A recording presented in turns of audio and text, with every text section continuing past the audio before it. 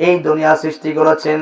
ওয়া মা খালাকাতুল জিন্না ওয়াল ইনসা ইল্লা লিয়াবুদুন। আমি আল্লাহ পাক মানুষ সৃষ্টি করলাম, জিন সৃষ্টি করলাম, আমি আল্লাহ পাক তোমাদেরকে ইবাদত করার জন্য, আর ইবাদত করার জন্য মানুষ সৃষ্টি করেছি। তোমরা মানুষ হিসেবে প্রথম মানুষ আসলো আদম সাফিউল্লাহ। প্রথম মানুষের নাম কি? প্রথম মানুষের নাম আদম সাফিউল্লাহ, যিনি দুনিয়ায় বাহ্যিক জীবন নিয়ে, জাগতিক জীবন নিয়ে আসলেন, তার নাম হলো আদম সাফিউল্লাহ, একা আসলেন। দ্বিতীয়তম আল্লাহ পাক নবী, আল্লাহ পাক নারীদের ঠিকানা তৈরি করে দিলেন বাম পাদের হাত থেকে। বাম পাদের হাত থেকে নারীদের ঠিকানা দিয়া তার সঙ্গে বানাই দিলেন, ইয়া আইয়ুহান নাস খালাকনাকুম মিন যাকার ওয়া উনসা ওয়া জাআলনাকুম শুউবান ওয়া কাবাইলা লিতাআরাফু ইন্না আক্রামাকুম ইনদাল্লাহি আতকাকুম। আমি আল্লাহ তোমাদেরকে জোড়ায় জোড়ায় করে আমি দুনিয়ায় পাঠিয়ে দিলাম। একা আসলে আদম সাফিউল্লাহ, তারপরে তাকে পাঠিয়ে দিলাম সঙ্গিনী আদম সাফিউল্লাহর পরে বানাই দিলাম তার স্ত্রী বানাইয়া, তার নাম ছিল মা হাওয়া আলাইহিস সালাম। দুইজন আসলো, এই দুইজনকে আমি জোড়ায় জোড়ায় করে, দুইজনের পরে আবার জোড়ায় জোড়ায় করে দুনিয়াতে প্রেরণ করলাম। তোমাদের ঠিকানা শুরু হয়ে গেল, পরিচয় শুরু হয়ে গেল। এই দুনিয়াতে আবার আসলে আমি আল্লাহ পাক এক জায়গায় রাখতে পারতাম, এটাকে বিস্তার লাভ করার জন্য এই পৃথিবীটা বিরাট পৃথিবী বানাইছি।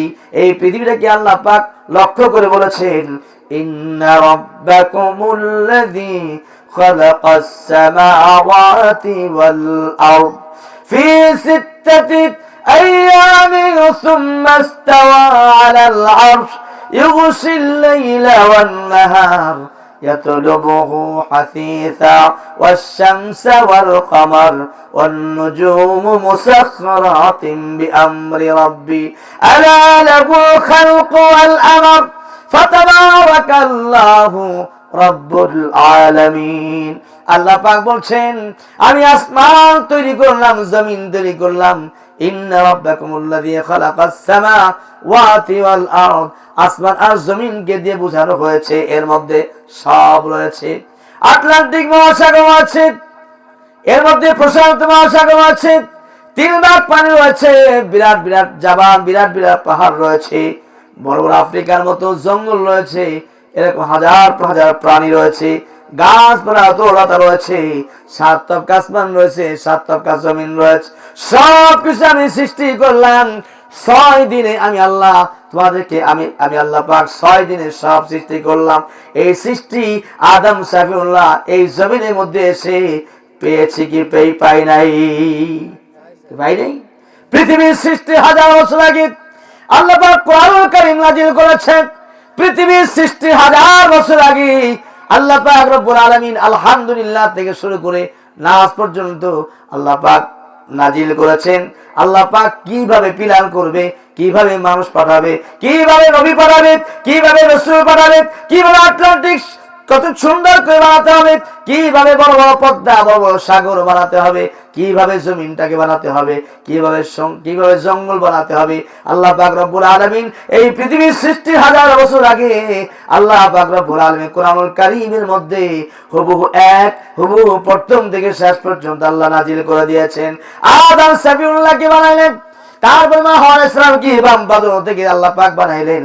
বানানোর পর আল্লাহ পাক এটাই বলতেছেন, ইন্নাদ দুনিয়া খুলিকাত লাকুম, ইন্নাদ দুনিয়া খুলিকাত লাকুম ওয়া ইন্নামা খুলিকতুম লিল আখিরাহ।